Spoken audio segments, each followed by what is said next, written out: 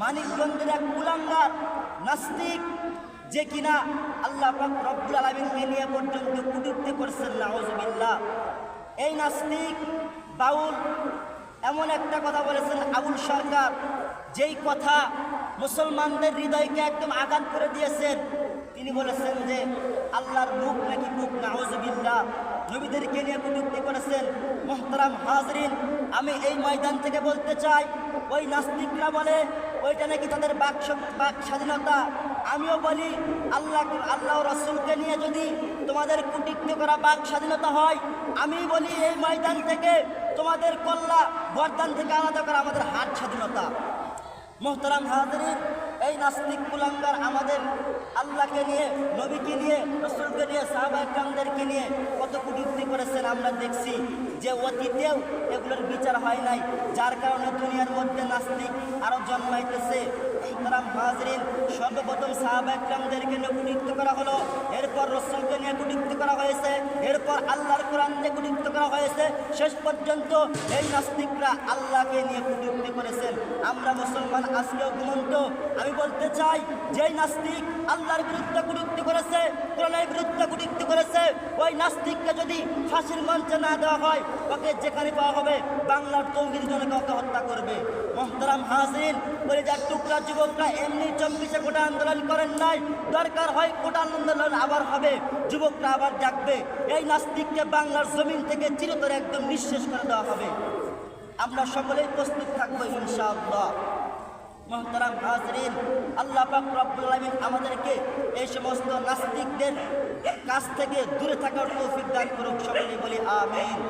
আমি আপনাদের সামনে যে আয়াতে কারিমা তেলাওয়াত করেছি, আল্লাহ পাক বলেন, ইন্নাল্লাযীনা ইয়াতলুনা কিতাবাল্লাহ, নিশ্চয় যারা আল্লাহ তাআলার কালাম তেলাওয়াত করে, ওয়া আকামুস সালাহ, নাম্বার 2 নামাজ আদায় করে, আনফাকু মিম্মা রাযাকনাহুম সিররান ওয়া আলানিয়া, আল্লাহ তাআলা তাদেরকে গোপনে প্রকাশ্যে যে রিজিক দিয়েছেন তা হতে আল্লাহ তাআলার রাস্তায় ব্যয় করে, ইয়ারজুনা তিজারা, তারা এমন ব্যবসা করে, লান তাবুর, যেই ব্যবসার মধ্যে কোনো লস নাই, শুধু লাভ আর লাভ। সুবহানাল্লাহ।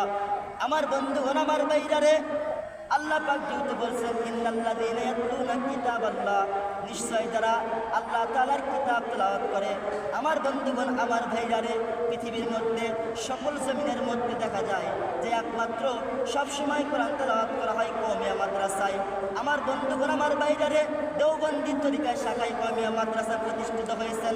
আল্লাহ পাক রব্বুল আলামিন রূহের জগতে আমাদেরকে হযরত আদম আলাইহিস সালাতু ওয়াস সালামের পৃষ্ঠদেশ থেকে তৈরি করেছেন। এরপর সমস্ত আত্মার রূহগুলোকে এইবার আল্লাহ পাক রব্বুল আলামিন ডান হাতে নিলেন, নেওয়ার পর এইবার আল্লাহ শিক্ষক এবং সকল উম্মতদেরকে, বান্দাদেরকে সামনে বসাইছেন। সামনে বসার পর আল্লাহ পাক রব্বুল আলামিন বলতেছেন, আমি কি তোমাদের রব নয়? এইবার সমস্ত উম্মতগণ চুপ করে আছেন, কেউ কোনো কথা বলেন না। আমার বন্ধুগণ, আমার ভাইরারে, মায়ের নবী করুণার ছবি রাহমাতুল লিল আলামিন ডাকতে বলেন, বালা, আপনি আমাদের রব। এরপর সবাই বলতেছেন, বালা, হ্যাঁ আপনি আমাদের রব। আল্লাহ পাক রব্বুল আলামিন ভালো করেই বুঝছেন যে এই বালার মধ্যে কালা ঢুকানো আছে। যেহেতু আমি বলছি আমি কি তোমাদের রব নাই, সে বলছেন হ্যাঁ আপনি আমাদের রব। এই উত্তরে প্রশ্ন করছি, উত্তর দিচ্ছেন শুনে শুনে। এই জন্য এর উপর ইনসাফ কায়েম হবে না, নাম্বার দিলে সমান দেওয়া লাগবে, এই জন্য ইনসাফ কায়েম হবে না। আল্লাহ পাক রব্বুল আলামিন দুনিয়াতে পাঠাইছেন, যাও যাও পরীক্ষার জন্য দুনিয়াতে আমি পাঠাইলাম মানুষকে। আমার বন্ধুগণ, আমার ভাইরারে, আল্লাহ পাক রব্বুল আলামিন রূহের জগতে শিক্ষক হইয়া বান্দাদেরকে সবক দিয়েছেন।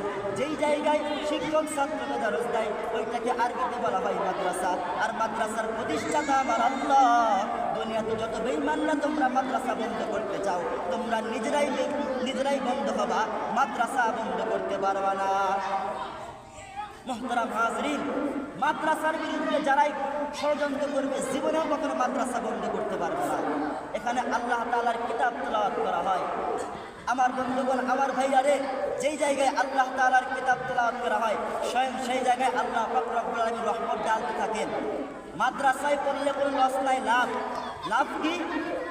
একজন বলেছেন যে কওমিয়া মাদ্রাসায় যেই সিলেবাসটা আছে সেইটা নাকি ভুয়া, এরা শুধু মসজিদ আর মাদ্রাসা নিয়েই থাকে, অন্য কিছু এদের চিন্তা ভাবনা নাই। হ্যাঁ, আমিও বলবো আমার বন্ধুগণ, আমার ভাইরারে, আমরা মসজিদ এবং মাদ্রাসাকে ভালোবাসি, বিদায় দুইটাকে নিয়েই থাকি। কারণ রাসূলের একটা হাদিস আছে, যেই ব্যক্তি একটা মসজিদ তৈরি করলো, আল্লাহ পাক রব্বুল আলামিন তার জন্য জান্নাতে একটা বাড়ি বানাইলো। সুতরাং আমরা মাদ্রাসায় পড়বো এবং মসজিদ নিয়েই থাকবো। তোমরা যা নিয়ে থাকো, সমস্যা নাই। মুহতারাম হাজিরিন, আল্লাহ রাসূল সাল্লাল্লাহু আলাইহি ওয়াসাল্লাম ইবনে মাজাহ এক নামের একটা কিতাব আছে, হাদিসের কিতাব, 218 নম্বর হাদিসের মধ্যে বলছেন যে কোরআনের সঙ্গে যারা মুহাব্বত রাখেন, এদের মর্যাদা আল্লাহ পাক রব্বুল আলামিন বরণ করে দেন, উঁচু করে দেন। এবং এই কোরআন যারা মানে না, করে না, এদেরকে আল্লাহ পাক রব্বুল আলামিন লাঞ্ছনা দিয়ে থাকেন। মুহতারাম হাজিরিন, আমিরুল মুমিনিন হযরত ওমর রাদিয়াল্লাহু আনহু যখন প্রশাসনিক কাজে দায়িত্ব পেলেন, এরপর তার অধীনে আরেকজনকে প্রশাসনিক কাজে দায়িত্ব দিলেন, তার নাম রাফি'। এই রাফি' আবার বিভিন্ন মক্কার বিভিন্ন এলাকায় একটা প্রশাসনিক কাজে দায়িত্ব দেন ইবনে আবদাকে। এবার আমিরুল মুমিনিন হযরত ওমর রাদিয়াল্লাহু আনহু গেছেন রাফি'র কাছে। যাওয়ার পর বলতেছেন, কি ব্যাপার, তুমি এই এলাকায় কাকে তুমি রাষ্ট্রপ্রধান বানাইছো, অর্থাৎ প্রশাসনিক কাজে দায়িত্ব দিয়েছো? বলতেছেন ইবনে আবদা। আল্লাহ রাসূল বলতেছেন, ইবনে আবদা কি? বলতেছেন তিনি একজন আজাদকৃত গোলাম। আল্লাহ রাসূলের সাহাবী আমিরুল মুমিনিন বলতেছেন, এই গোলামকে কি জন্য তুমি রাষ্ট্রপ্রধান বানাইছো? বলতেছেন, ইনি যদিও গোলাম, এর ভিতর 3টা বৈশিষ্ট্য আছে। নাম্বার 1, আল্লাহর কোরআন সহিষ্ণুভাবে পড়তে পারে, সুবহানাল্লাহ। নাম্বার 2, ইলমুল ফারায়েদের বিষয়ে অধিক অবগত। আর নাম্বার 3, এই ব্যক্তি সঠিকভাবে খুব ন্যায়পরায়ণের সাথে তিনি ইনসাফের সাথে বিচার পরিচালনা করতে পারেন। এই 3টা গুণ থাকার কারণে আমি তাকে প্রশাসনিক কাজে দায়িত্ব দিয়েছি। এর দ্বারা বোঝা যায় যে কোরআনের সঙ্গে যে মহব্বত রাখে, কোরআনকে যে ভালোবাসে, আল্লাহ পাক রব্বুল আলামিন গোলামকেও রাষ্ট্রপ্রধান বানায় দেন। দেখেন না, এই যে বাংলাদেশের মধ্যে কত হাফেজে কোরআন হইতেছেন, সালেহ আহমদ তাকরিমকে কে না চেনে? বাংলাদেশের গরিব ঘরের সন্তান, অথচ তার নামটা পুরো পৃথিবী ধরে এমন কোনো লোক নাই যে সালেহ আহমদ তাকরিমকে চেনে না। কি জন্য চেনে? কোরআনের সঙ্গে মহব্বত আছে, বিদায় তাকে চেনে। মুহতারাম হাজিরিন, এরপর আসেন নাম্বার 2 নম্বরে আল্লাহ রাসূল বলছেন যে যারা কোরআন তেলাওয়াত করে এবং যারা পড়ায় এবং করে, এদেরকে নবী দুনিয়ার মধ্যে উত্তম বলছেন। তিরমিজি শরীফের 2909 নম্বর হাদিসের বর্ণনা, ক্বালা রাসূলুল্লাহ সাল্লাল্লাহু আলাইহি ওয়াসাল্লাম, খায়রুকুম মান তাআল্লামাল কুরআনা ওয়া আল্লামা। দুনিয়ার মধ্যে সবচাইতে উত্তম ওই ব্যক্তি যে কুরআনুল কারীম শিক্ষা করা, অপরকে শিক্ষা দেয়। এই যে মাদ্রাসাগুলোতে শিক্ষা দেওয়া হয়, শিক্ষক বলে আলিফ, ছাত্র বলে আলিফ, শিক্ষক বলে বা, ছাত্ররা বলে বা, শিক্ষক বলে 2 নক্তা লাকাফ, ছাত্ররাও বলে 2 নক্তা লাকাফ। এই যে পড়ে এবং পড়ায়, নবীজি এদেরকে দুনিয়াতে সর্ব উত্তম ব্যক্তি বলেছেন। 5 কোটি টাকার মালিককে কিন্তু উত্তম বলেন নাই। নবীজি বলেছেন যে যারা কোরআন শিক্ষা করে এবং শিক্ষা দেয়, এদেরকে নবীজি উত্তম বলেছেন, সুবহানাল্লাহ। এইটা আপনি মানেন বা না মানেন, না মানলে আপনার লস। এবার আসেন নাম্বার 3, কোরআনের একটা হরফ বললে 10টা নেকি।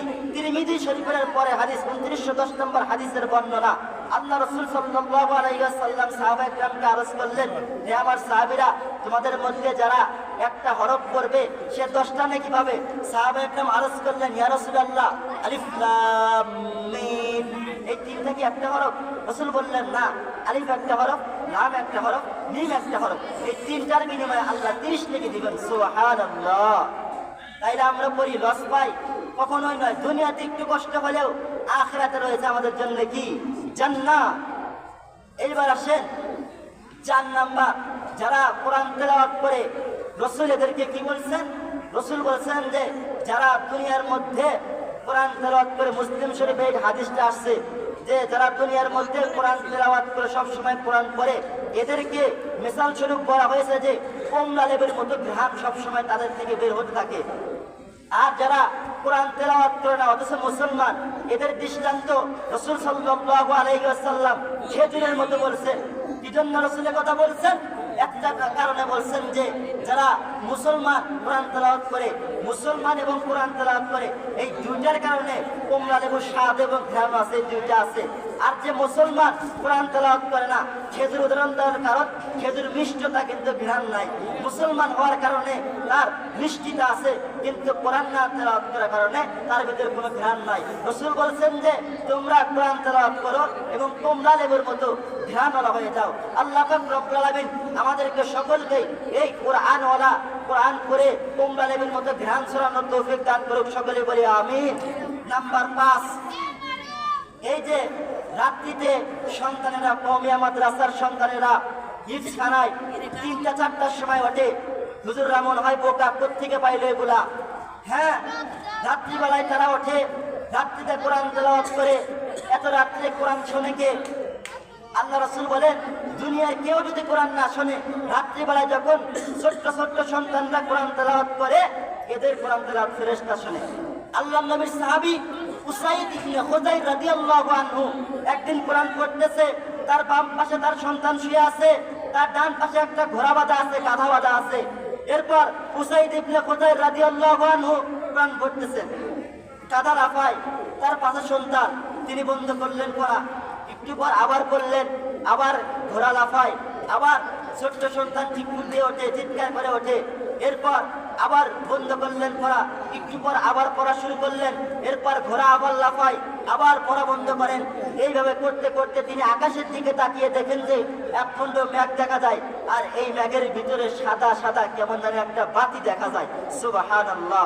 পরের দিন সকালবেলা হযরত উসাইদ ইবনে হুযাইর রাদিয়াল্লাহু আনহু আল্লাহর নবীর দরবারে চলে গেছেন। যাওয়ার পর বলতেছেন, ইয়া রাসূলুল্লাহ, ইয়া হাবিবাল্লাহ, রাত্রিবেলায় আমি যখন কোরআন তেলাওয়াত করতেছিলাম, তখন দেখলাম যে আমি যখন কোরআন তেলাওয়াত করি তখন দেখলাম যে একটা গাধা যখন লাফায়, আমার সন্তান পাশে শুয়েছিল। আমি যখন কোরআন তেলাওয়াত করা বন্ধ করি, তিনি গাধাটাও কোরআন তেলাওয়াত শুনে লাফায়। যখন কোরআন তেলাওয়াত বন্ধ করি তখন তিনি লাফানো বন্ধ হয়ে যায়। আল্লাহ রাসূল সাল্লাল্লাহু আলাইহি ওয়াসাল্লাম বললেন যে তুমি যদি রাত্রিতে আরো তেলাওয়াত করতা। আমার বন্ধুগণ, আমার ভাইরারে, আল্লাহ রাসূল সাহাবায়ে কেরামকে ডাকতে বলতেছেন, উসাইদ শোনো, রাত্রিবেলায় যদি তুমি আরো কোরআন তেলাওয়াত করতা, তো আসমান থেকে তুমি যেই মেঘখণ্ডের মধ্যে তুমি বাতি দেখেছো, ওইটা আসলে বাতি নয়, ওইটা হলো আমার আল্লাহর ফেরেশতা। সুবহানাল্লাহ। হে উসাইদ, তুমি যদি সকাল পর্যন্ত যদি কোরআন তেলাওয়াত করতা, ফেরেশতা তোমার কোরআন তেলাওয়াত করা শুনতো। ফজরের আযানের সময় যখন মসজিদে মুসল্লিরা যাইতেছে, মুসল্লি যাওয়ার সময় ওই সাহাবায়ে কেরাম সজনকে আল্লাহর ফেরেশতাকে দেখতে পাইতো। সুবহানাল্লাহ। উসাইদ ইবনে হুযাইর রাদিয়াল্লাহু আনহু এই বর্ণনার দ্বারা দেখা যায় যে রাত্রিবেলা যখন ছোট্ট ছোট্ট সন্তানেরা যখন কোরআন তেলাওয়াত করে, স্বয়ং দুনিয়ার কেউ শোনে না, কোনো মানুষ শোনে না, আল্লাহ এবং ফেরেশতা শোনেন। কথা বলেন। এইবার আসেন নাম্বার 5, রাত্রিবেলায় ছোট্ট ছোট্ট সন্তান, 5 বছর, 6 বছর, 7 বছর, 10 বছর বয়স, এই সন্তানদেরকে শীতের দিন কি জন্য হুজুররা আগে উঠিয়ে দেয়? এত আগে কি জন্য উঠায়?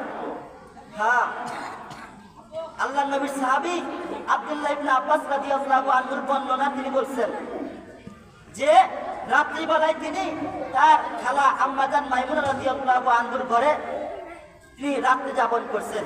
কি জন্য যাপন করছেন? তিনি ভাবছেন যে আমি দেখবো যে রাত্রিতে আল্লাহ রাসূল সাল্লাল্লাহু আলাইহি সাল্লাম কি করে। এই জন্য তিনি তার খালা মাইমুনা রাদিয়াল্লাহু আনহুর ঘরে গেছেন। যাওয়ার পর রাত্রি যাপন করছেন। এক পর্যায়ে রাত্রি যাপন যখন শুরু হয়ে গেল, মধ্যরাত্রিতে আল্লাহ রাসূল সাল্লাল্লাহু আলাইহি ওয়াসাল্লাম বের হইলেন, দরজা খুলে বের হইলেন। বের হওয়ার পর আল্লাহ রাসূল সাল্লাল্লাহু আলাইহি ওয়াসাল্লাম তিনি ওযু করলেন। আরেক বর্ণনায় আসছেন যে মেসাক করছেন, আরেক বর্ণনায় আসছেন যে আল্লাহ রাসূল সাল্লাল্লাহু আলাইহি ওয়াসাল্লাম ঘুম থেকে ওঠার পর তিনি চোখটা এইভাবে ঢলতেন, বলতেন, চোখটা মলার পর আল্লাহ রাসূল উঠতেন, এরপর মেসাক করতেন, এরপর ওযু করতেন, এরপর তাহাজ্জুদের নামাজের জন্য যাই নামাজে দাঁড়িয়ে যেতেন।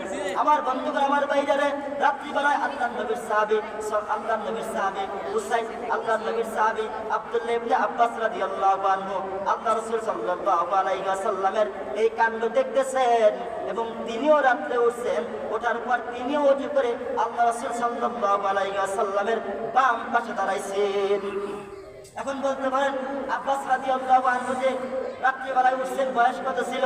একটা কিতাবের মধ্যে লিখছেন যে ইবনে আব্বাস রাদিয়াল্লাহু আনহুর বয়স তখন ছিল 10 বছর। তো 10 বছরের সন্তান যদি রাত্রিবেলায় তাহাজ্জুদের জন্য উঠতে পারে, তোমার আমার সন্তান কি জন্য উঠতে পারবে না? তো আল্লাহ রাসূলের সাহাবী আব্দুল্লাহ ইবনে আব্বাস রাদিয়াল্লাহু আনহু, দেখেন মজার হাদিস, সাহাবী আল্লাহ রাসূলের বাম পাশে দাঁড়াইছেন।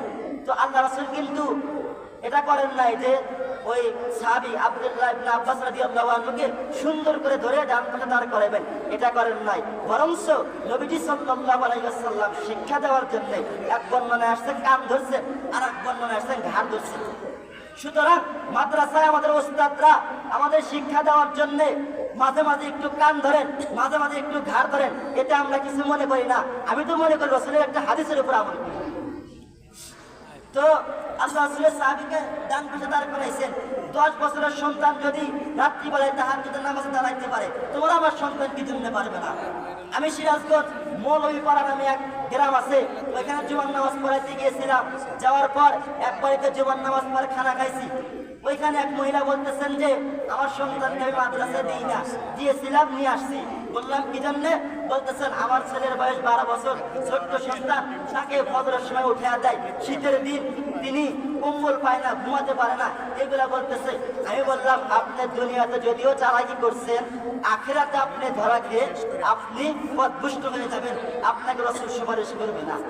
কারণ আপনি সন্তানকে দিচ্ছেন, রাসূল তো বলছেন খায়রুকুম মান তাআল্লামাল কুরআনা ওয়া আল্লামা, দুনিয়ার মধ্যে সর্বোত্তম ওই ব্যক্তি যে কোরআন তেলাওয়াত করে এবং কোরআন শিক্ষা দেয় এবং অপরকে শেখায়, এরাই উত্তম। আপনার সন্তানকে আপনি নিয়ে আসছেন, সুতরাং আপনি পথভ্রষ্টের মধ্যে পড়ে গেছেন। এই সন্তানই বড় হয়ে আপনি যে সন্তানকে অফিসে যাওয়ার সময় আপনি শোনান, আপনার উচিত ছিল যে অফিসে যাওয়ার সময় সন্তানকে কি আমানিল্লাহ শেখানো, কিন্তু আপনি শেখান টাটা। ওই সন্তান বড় হয়ে আপনার কবরে ধরবে ঝাঁটা। এটা মনে রাখেন, সন্তানকে দিনী শিক্ষায় শিক্ষিত করতে হবে, আওয়াজ দিতে হবে ভাই, আওয়াজ। কারণ আমি করবো আওয়াজ, আপনারা দিবেন আওয়াজ। শ্রোতার আওয়াজে 12 বক্তার হিট, আলোচনা হবে জায়গা মতো ফিট। আগে আমরা বলেছি কিছু হবে অ্যাঙ্গেলে, কিছু প্যান্ডেলে। অ্যাঙ্গেলে বলার দিন শেষ, ডাইরেক্ট বলার বাংলাদেশ। কারণ তন্ত্রমন্ত্রের দিন শেষ, এবার হবে কোরআনের বাংলাদেশ। এই জন্য মাদ্রাসাকে নিয়ে যারা কুটিক্তি করবে, সাহাবা একরামকে যারা কুটিক্তি করবে, কোরআন নিয়ে, হাদিস নিয়ে, রাসূলকে নিয়ে, আল্লাহকে নিয়ে যারা কুটিক্তি করবে, এই নাস্তিকদের বাংলার জমিনে ঠাঁই হবে না। ওলি আল্লাহর বাংলাদেশে নাস্তিকদের ঠাঁই হবে না, ফিরাউলিয়ার বাংলাদেশে নাস্তিকদের ঠাঁই হবে না। নবীজির দুশমনেরা পাবে না রে হাই পাবে না, ইসলামের দুশমনেরা পাবে না রে হাই পাবে না। ওলি আল্লাহর বাংলাদেশে নাস্তিকদের ঠাঁই হবে না, ফিরাউলিয়ার বাংলাদেশে মুরতাদদের ঠাঁই হবে না।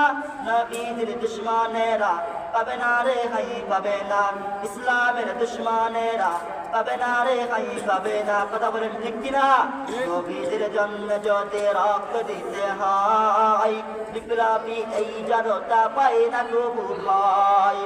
নবীজির জন্য যদি রক্ত দিতে হয়, বিপ্লবী এই জনতা পায় না কবু ভয়। আমাদের আন্দোলনকে থামানো না যাবে না, আমাদের এই আন্দোলনকে থামানো না যাবে না। নবীজির দুশমনেরা পাবে না রে হাই পাবে না, ইসলামের দুশমনেরা পাবে না রে হাই পাবে না। কথা বলেন ঠিক কিনা? বাংলার জমিনের মধ্যে নাস্তিকদের কোনো ঠাঁই হবে না। আমরা ওলামা একরাম থাকতে, দেওবন্দি জিনতে থাকতে, দেওবন্দির ওলামা একরাম জিনতে থাকতে বাংলার জমিনে কোনো ভণ্ডদের স্থায়ী হবে না। মুহতারাম হাজরিন, এবার আসেন 7 নম্বরে। 7 নম্বর আসেন যে কোরআনুল কারীম যারা মুখস্থ করে এদের কি ফায়দা। আল্লাহ রাসূল সাল্লাল্লাহু আলাইহি ওয়াসাল্লামের কাছে এক মহিলা আসছেন, আসার পর বলতেছেন, ইয়া রাসূলুল্লাহ, ইয়া হাবিবাল্লাহ, আমার সমস্ত শরীর আপনার কাছে আমি দান করে দিলাম। নবীদের জন্য এটা হালাল ছিল। কোনো মহিলা যদি নবীকে বলতো আমার পূর্ণ শরীর আপনাকে দান করে দিলাম, এটা নবীর জন্য হালাল ছিল। তো আমার বন্ধুগণ, আমার ভাইরা রে, ওই মহিলা যখন এই কথাটা বলছেন, আল্লাহ রাসূল মাথাটা নিচের দিকে দিয়েছেন। এরপর পাশ থেকে আম্মা জান আয়েশা রাদিয়াল্লাহু আনহা বলতেছেন, ইয়া রাসূলুল্লাহ, আপনার কি একটু লজ্জা করে না? এরকম মহিলারা এসে আপনাকে এরকম কথা বলে?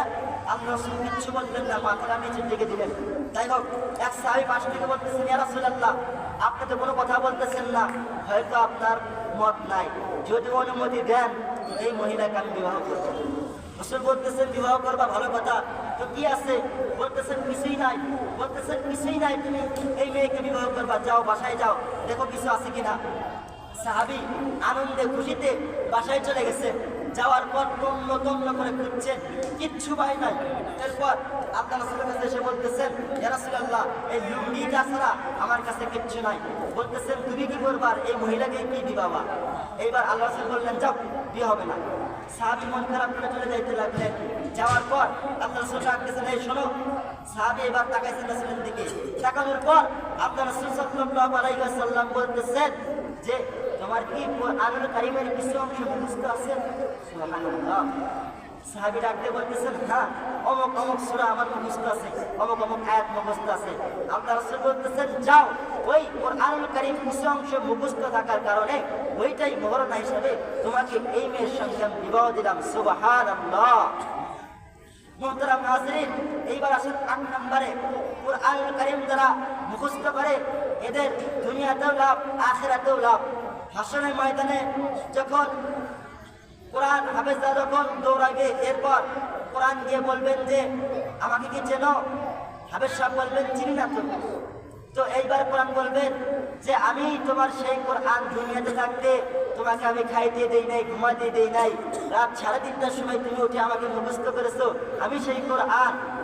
এরপর বলা হবে তুমি পড়ো, কোরআনে একটা করে আয়াত করবে, হাফেজ সাহেব একটা করে আয়াত করবে, সুন্দর করে তেলাওয়াত করবেন, একটা করে বিল্ডিং তৈরি হবেন।